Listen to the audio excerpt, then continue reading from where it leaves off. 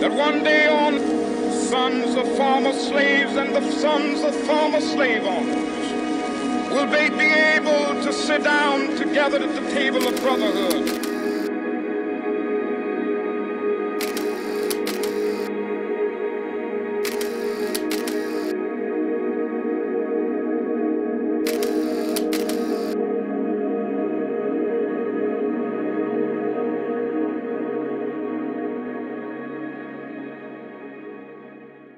Voilà, aujourd'hui, vous allez bien? Ça va?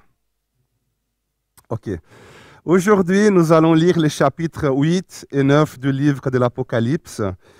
Et je dirais que le chapitre 8 de l'Apocalypse contient l'une des pires et l'une des mauvaises nouvelles dans tous les livres. L'une des pires et des mauvaises nouvelles dans les livres. Dans les ciels, il n'y aura pas de femmes. C'est écrit là, hein? Chapitre 8, le verset 1. Quand l'agneau ouvrit le 7e sceau, il y eut dans les ciels un silence d'environ une demi-heure.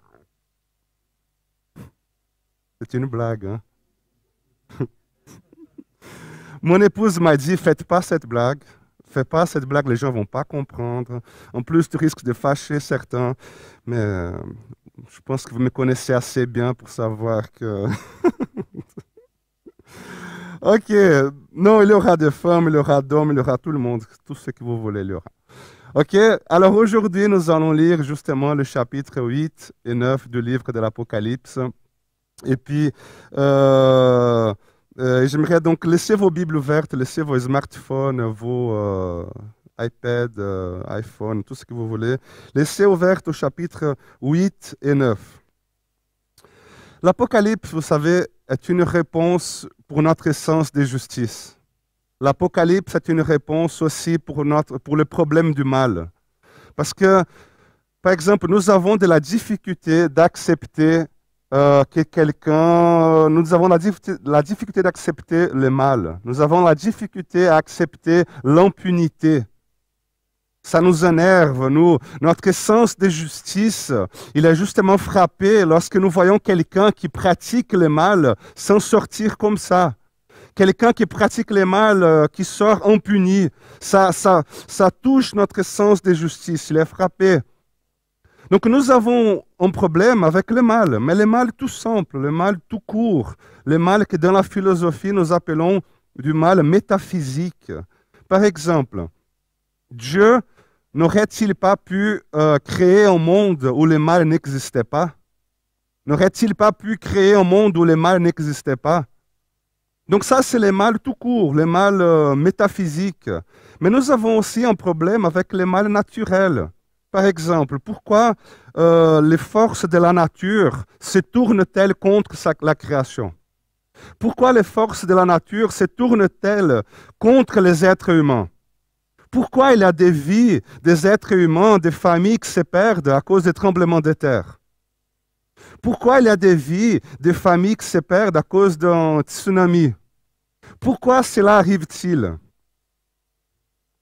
Mais le focus d'attention du livre de l'Apocalypse concerne surtout le problème du mal moral. Moins le problème du mal naturel, moins le problème du mal métaphysique, mais surtout le problème du mal moral.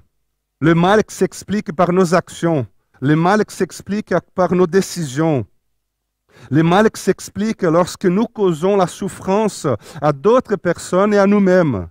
Ça, c'est le mal moral. C'est ce que la Bible appelle de péché.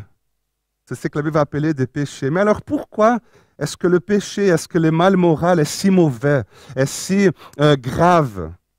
Si j'ai bien compris ma lecture ici du texte d'Apocalypse, la raison pour laquelle le péché il est si mauvais et si grave, c'est justement à cause de sa persistance et à cause de sa conséquence. Mais qu'est-ce que je veux dire par là? Ici, au chapitre 8 et au chapitre 9, on va sonner 6 trompettes. Il y a 6 trompettes qui sonnent. Pour chaque trompette qui sonne, il y a un mal qui apparaît. Par exemple, si vous voulez lire déjà le chapitre 8, le verset 6, c'est écrit que les 7 anges qui avaient 7 trompettes se préparèrent à en sonner. Le premier sonna de la trompette, et de la grêle et du feu mêlés de sang s'abattirent sur la terre. Le tiers de la terre fut brûlé, le tiers des arbres fut brûlé, et toute herbe verte fut brûlée. Le deuxième ange, il va sonner la deuxième trompette, et le tiers des créatures qui vivaient dans la mer mourut. Le troisième ange sonna de la trompette, et le tiers des eaux était devenu amer. Le quatrième ange, il sonna de la trompette, et le tiers du soleil fut frappé, ainsi que le tiers de la lune et le tiers des étoiles. Le jour perdit un tiers de sa clarté et la nuit de même. Et puis, on saute au chapitre 9, le verset 1, qui dit que le cinquième ange sonna de la trompette. Et puis, lorsque le cinquième ange il sonna de la trompette, il y a une étoile qui était tombée du ciel. Quand elle tombe, elle arrive sur terre, là, devant un être humain, devant quelque chose, je ne sais pas quoi. Et puis, il dit que la clé du puits de l'abîme lui fut donnée. Elle ouvrit le puits et une fumée monta du puits. Des sauterelles sortirent de la fumée et couvrirent la terre. Et puis au verset 9, donc chapitre 9, verset 13, lorsque le sixième ange sonna de la trompette, il y a une cavalerie de 200 millions qui sort, et le tiers des hommes fut tué. Et puis on arrive au chapitre 9, le verset 20, nous dit que les autres hommes, ceux qui n'avaient pas été tués par ces flots, ne se détournèrent pas de ce que leurs mains avaient fait. Ils ne cessèrent pas d'adorer les démons et les idoles en or, en argent, en bronze, en pierre et en bois, qui ne pouvaient ni voir, ni entendre, ni marcher, et ils ne se repentirent pas de leur meurtre, ni de leur sorcellerie, ni de leur immoralité sexuelle, ni de leur vol.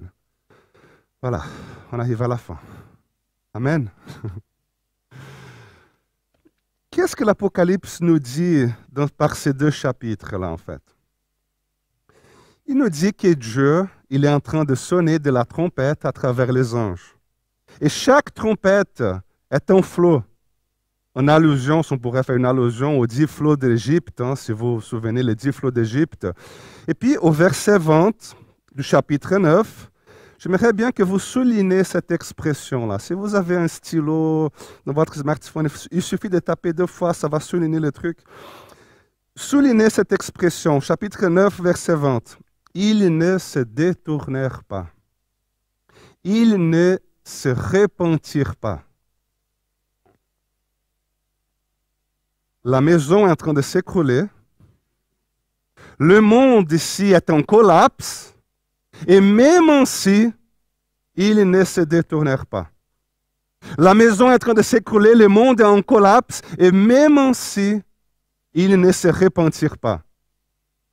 Est-ce que tu as déjà rencontré des personnes ou est-ce que tu connais des personnes dont leur vie est un bazar? Elles souffrent et font souffrir. Leur famille et leurs amis sont en train de s'éloigner d'elles parce qu'ils en ont marre. Elles n'ont plus de joie de vivre. Et même ainsi, elles ne réalisent pas que tout cela est fruit de leurs attitudes. Et même ainsi, elles n'arrivent pas à se rendre compte que tout cela est à cause de leur comportement, de leur choix, de leur arrogance de vouloir toujours avoir raison. Vous connaissez des gens comme ça? Elles ne se remettent plus en question. Sa maison est en train de s'écrouler, mais elles ne sont pas capables de se dire que c'est justement à cause de leur faute. Et pire encore, c'est quand elles réalisent cela, mais elles n'ont aucune condition de changer d'attitude.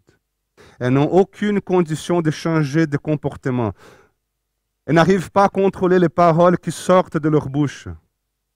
Ce que l'Apocalypse est en train de dire ici, c'est que la terre est en collapse, la mer est en collapse, les animaux sont en extinction, l'environnement est en collapse, il ne fait plus assez froid, il n'y a plus assez de pluie. Et puis on dit que l'Apocalypse, c'est quelque chose de futur. Hein? La réalité, elle est là déjà. Donc le monde est en collapse, la terre est en collapse, les animaux sont en extinction, l'environnement est en collapse, et même ainsi, vous ne réalisez pas que c'est votre faute. Et pire encore, hein, c'est que nous réalisons que c'est...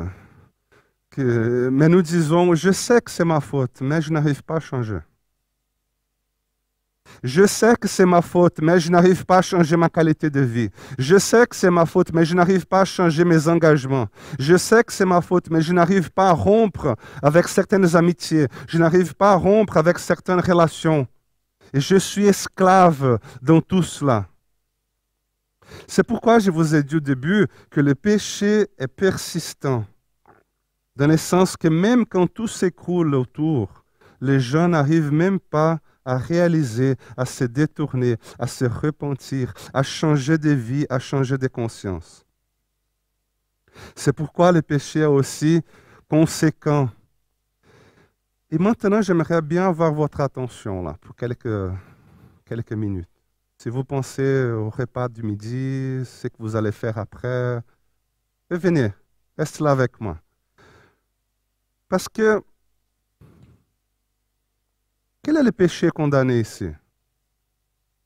Le texte dit qu'il ne cessèrent pas d'adorer les démons et les idoles en or, en argent, en bronze, en pierre, en bois.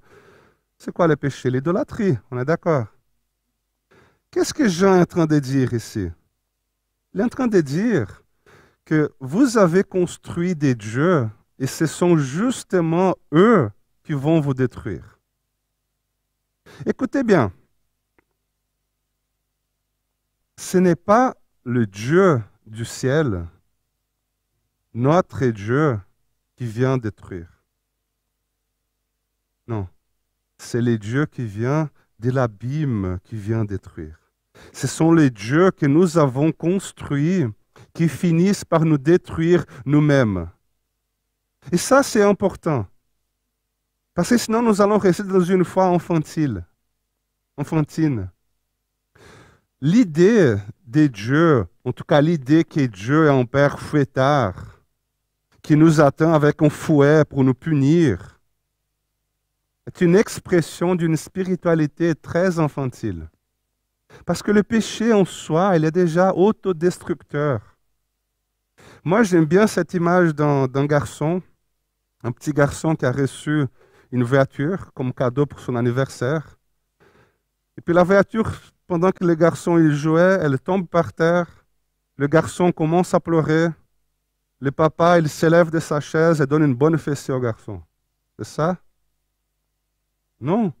Parce que la voiture cassée, elle produit déjà assez de souffrance au garçon. L'inattention du garçon produit déjà assez de culpabilité. Pourquoi est-ce que je fais cela? Pourquoi est-ce que j'ai pris cette décision? Pourquoi est-ce que j'ai parlé de cette manière? Pourquoi est-ce que j'ai dit oui? Pourquoi est-ce que j'ai dit non? Pourquoi est-ce que je suis allé dans ce rendez-vous? Pourquoi moi?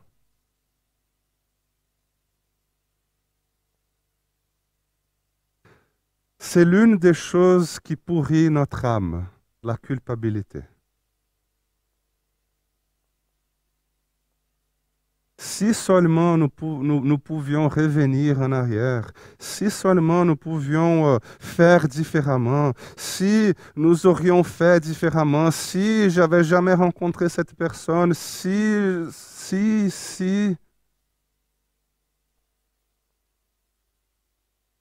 Imaginez qu'un ange vienne vers Dieu pour lui dire, Seigneur, tu vois là le bazar, le chenille qu'ils sont en train de faire là en bas.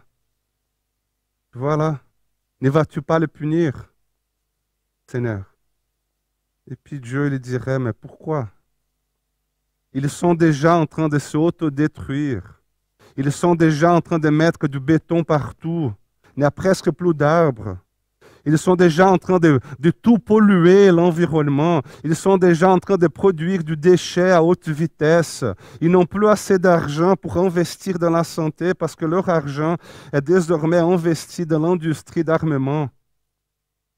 Ce qu'ils sont en train de construire là va s'élever de l'abîme pour les avaler. Donc je n'ai pas besoin de les punir. Parce que vous savez, ici au chapitre 9, Dieu n'est pas celui qui fait le mal. Dieu ici au chapitre 8 et 9, si vous avez bien lu et bien remarqué, il est celui qui retient le mal. Dieu ici, il est celui qui limite, il est celui qui contient, il est celui qui donne des barrières, qui protège contre le mal. Regardez là, chapitre 8, le verset 7. Sol un tiers fut brûlé. Chapitre 8, verset 8. Sol un tiers furent détruits.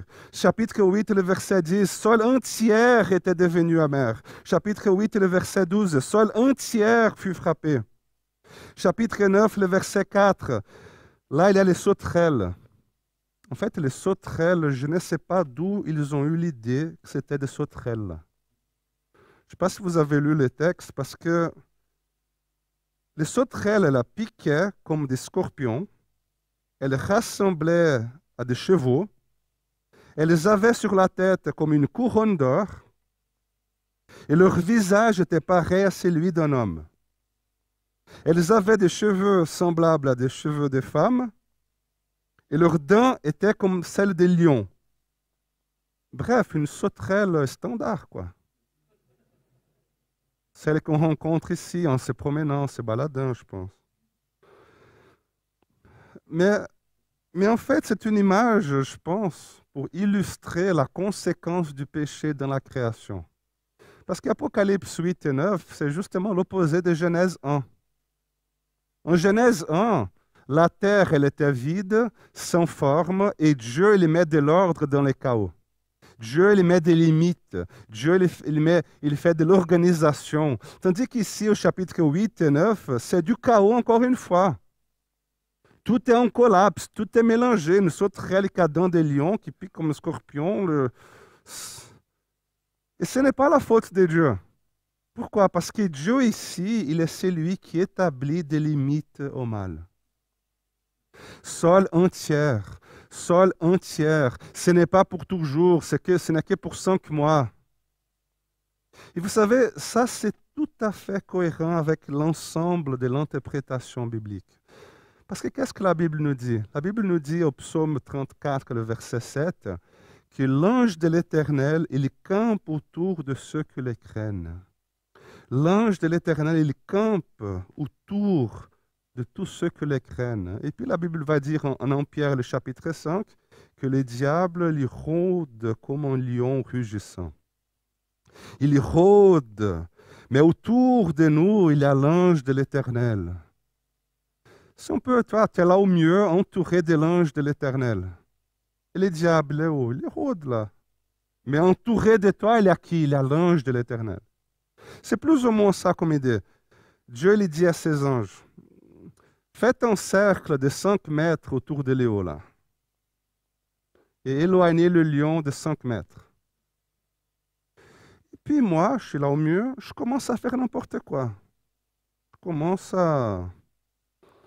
Et puis Dieu s'élève et il dit à ses anges, 3 mètres. Et puis je continue à faire n'importe quoi, même si ils ne se détournèrent pas, même si ils ne se repentirent pas. Et puis Dieu s'élève, il dit à ses anges, 1 mètre. Et puis le lion est déjà tout près. Hein? Mais je continue à faire n'importe quoi, même si ils ne se détournèrent pas, même si ils ne se repentirent pas. Et puis Dieu s'élève et il dit à ses anges, laissez le lion passer juste avec sa tête près de ses jambes. Lui fait un tout petit peu de peur, là. As-tu déjà eu peur? As-tu déjà eu cette sensation que tout allait s'écrouler? C'était la fin. Et là, tu dis, ouf, Seigneur, merci, Jésus, je te promets. Seigneur, je te promets que désormais, vous connaissez cette sensation-là? Seigneur, merci, Jésus. On est déjà tous passés par là. Parce que le péché, il est persistant et conséquent. Et ce n'est pas Dieu qui a la source. Dieu, il limite le dégât. Dieu, il limite le mal. Et lorsqu'il fait un pas en arrière, et le mal s'approche un peu plus de toi, ce n'est pas qu'il est mauvais envers toi, c'est qu'il te donne des opportunités. Il te donne des opportunités de faire différemment, de choisir de nouveaux chemins. C'est le chapitre 8 et 9. Comme si Dieu disait, regardez, vous avez déjà détruit la terre, vous ne réalisez pas. Non, vous avez déjà détruit les océans et les rivières, vous ne réalisez pas. Non, vous avez déjà fait un trou dans la couche d'ozone. Les cancers de la peau augmentent de plus en plus. Vous ne réalisez pas. Non. C'est Dieu donnant des possibilités. Car vous savez, personne ne quitte le repas de famille du dimanche pour aller vivre dans la rue du jour au lendemain. C'est un processus. C'est justement ce qui se passe ici au chapitre 8 et 9. C'est que ce processus de destruction et de souffrance s'aggrave au fur et à mesure parce que les gens ne réalisent pas, ils ne se détournèrent pas, ils ne se repentirent pas de ce que leurs mains avaient fait. Mais bon, et nous ici aujourd'hui? Nous, Église évangélique de Réveil, le Cèdre, route de Genolier, 17. Nous ici, en théorie, nous ne sommes pas de l'équipe du chapitre 9 du verset 20-21. Qui adore les démons, les idoles. Nous ne faisons pas des sorcelleries. Je ne sais pas si quelqu'un fait, mais en tout cas, je ne pense pas. Ni de l'immoralité sexuelle, ni des vols, ni des meurtres, ni... Nous ne sommes pas de ces gens-là. Nous sommes ceux du chapitre 8, le verset 1 à 5. Les gens qui sont à genoux en remplissant l'encensoir de prière. Ici, au chapitre 8, le verset 3 à 5, qui dit « Un autre ange vint, il se plaça vers l'autel, tenant un encensoir d'or. On lui donna beaucoup de parfums afin qu'il les offre avec les prières de tous les saints. Sur l'autel d'or qui est devant le trône, la fumée des parfums, elle monta de la main de l'ange devant Dieu avec les prières des saints. Et donc l'ange, il prit l'encensoir, il remplit du feu de l'autel et le jeta sur la terre. Il y eut alors des coups de tonnerre, de voix, des éclairs et un tremblement de terre. Donc, nous ne sommes pas ceux du chapitre 9 du verset 20-21. Nous sommes ceux identifiés ici comme étant les saints qui font leur prière. Alors justement, en théorie, parce qu'en théorie, je devrais dire aux gens, je suis chrétien. Et puis les gens diraient, ah bon Léo, alors ça veut dire que tu ne mens pas. Ça veut dire que tu aimes ton prochain. Ça veut dire que tu n'es pas violent. Ça veut dire que tu es respectueux. Ça veut dire que tu ne fais n'importe quoi. Ça veut dire tout ça. Écoute, ouais, pas tout à fait, tu vois. Tu sais, je suis un peu dévié de la foi. Tu vois. Ok, mais attends voir, Léo. Tu es ici au chapitre 8, du verset 1 à 5, ou tu es plutôt au chapitre 9, du verset 20-21? C'est compliqué. Tu vois, l'esprit est disposé, mais la chair est faible, hein, tu comprends? D'accord, Léo, ok, mais dis voir, comment ça va ton mariage? Bah, comme ceux de tous les autres. Ok, tous les autres qui? Comment tes enfants, comment te voient-ils?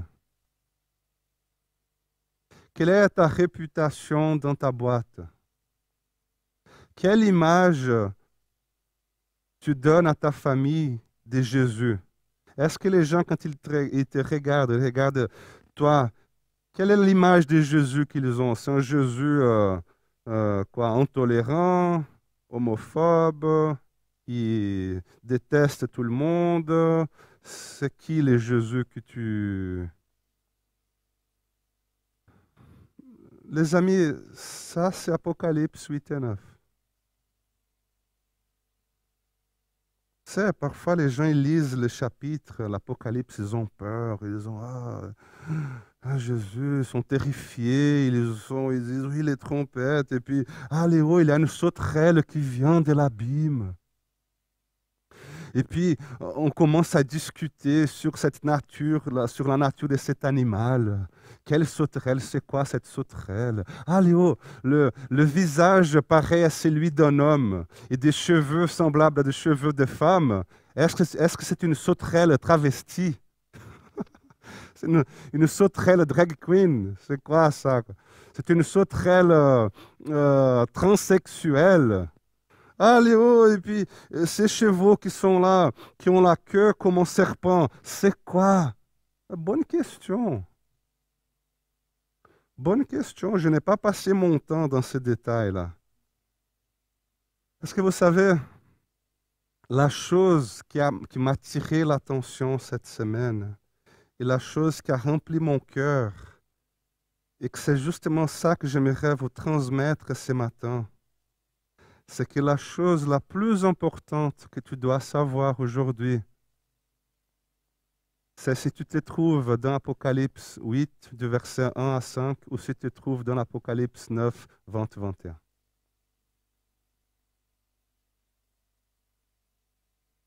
Voilà ce que tu dois décider pour ta vie. Si tu es à genoux sous l'autel, en remplissant l'encensoir de prière, ou si tu fais n'importe quoi et tu en es au courant et tu t'en fiches.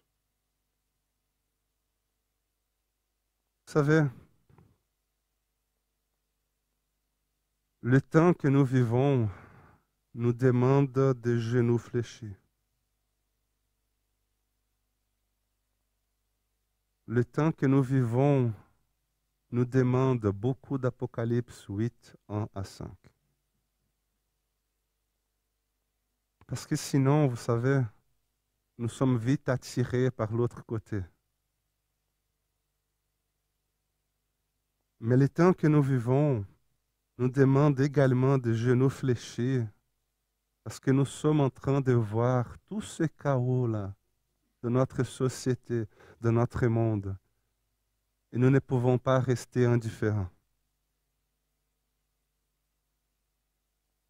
Donc, je ne sais pas où tu te trouves aujourd'hui. Je ne sais pas de quel côté tu te trouves aujourd'hui. Je ne sais pas quel genre de monde tu t'es construit, quel genre de famille, de structure familiale tu t'es construit. Je ne sais pas quelles sont les choses qui te rendent esclave et que tu n'arrives plus à te débarrasser. C'est pourquoi je vous invite à mettre ces choses-là devant Dieu, sous l'autel. Si tu es déjà sous l'autel, reste là. Sois persévérant. Sois patient. Voilà ce que tu dois décider pour ta vie. Tu sais, ma prière personnelle aussi, ma prière pour toi, pour vous, c'est que lorsque Dieu, il contemple la terre, je prie qu'il puisse me compter parmi les saints qui sont à genoux.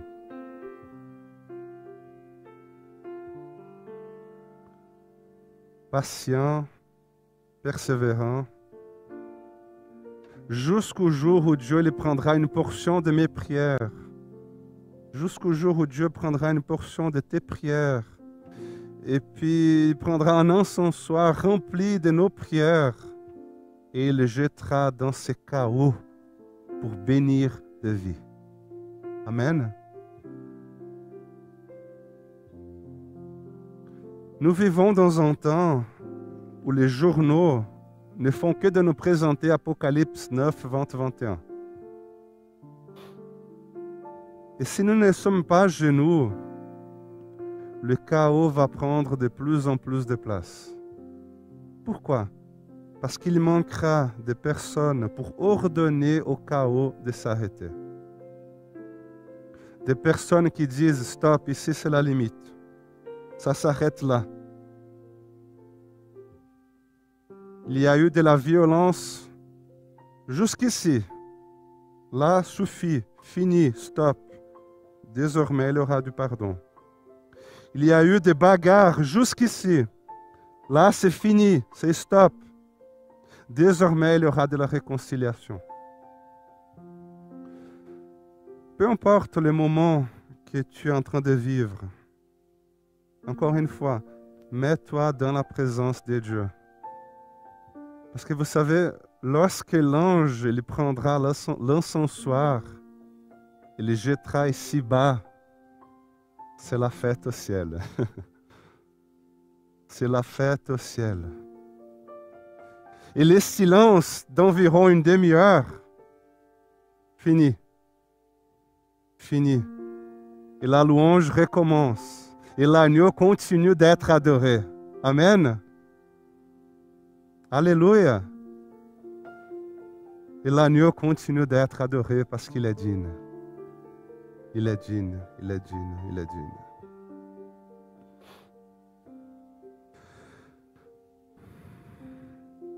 Les amis, il nous reste encore un petit peu de temps là. J'aimerais faire quelque chose de différent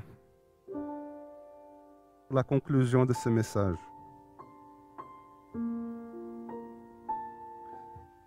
Si ta santé physique le permet, est-ce qu'on peut tous se mettre à genoux maintenant? Est-ce qu'on pourrait tous se mettre à genoux? Si ta santé physique le permet, si elle ne permet pas, t'inquiète pas.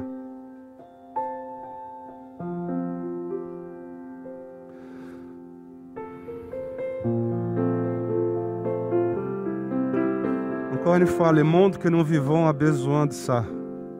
Nos vies ont besoin de ça.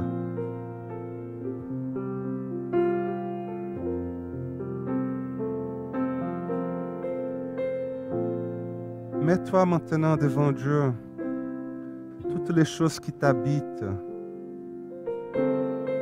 Si tu es au chapitre 9, 20-21, c'est le temps de revenir sur l'autel de Dieu. Si tu es déjà sur l'autel, Dieu il connaît tes prières. Dieu il voit ton cœur. Sois persévérant. Maintenant, tous à genoux, prions. Mettons les choses qui sont devant Dieu, qui sont dans nos cœurs devant Dieu. Comme ces saints ont fait en Apocalypse 8.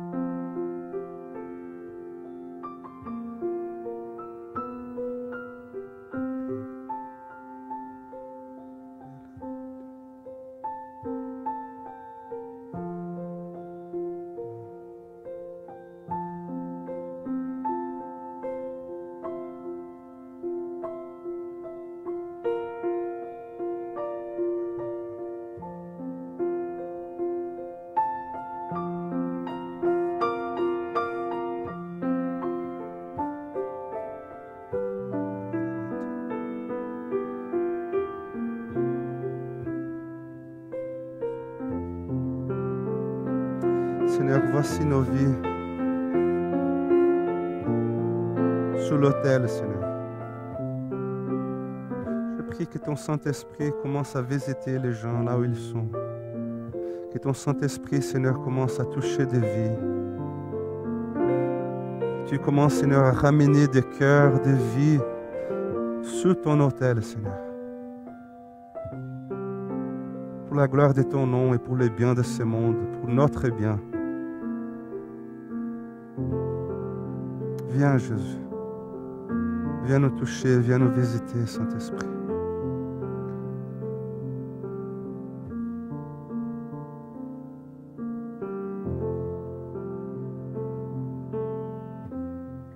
Utilise-nous, Seigneur, utilise nos prières pour être justement une réponse pour ce monde. Utilise nos vies, Jésus, pour être une source de vie dans ce monde qui est en collapse, dans cette société qui a autant besoin, Seigneur.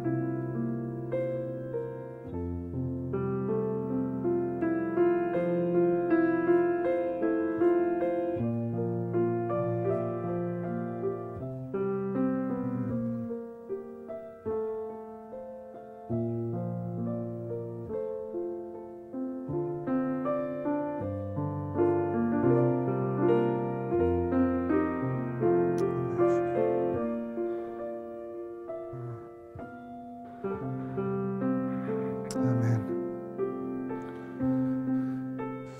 Si vous voulez continuer à genoux, faites-le. Si vous voulez vous lever.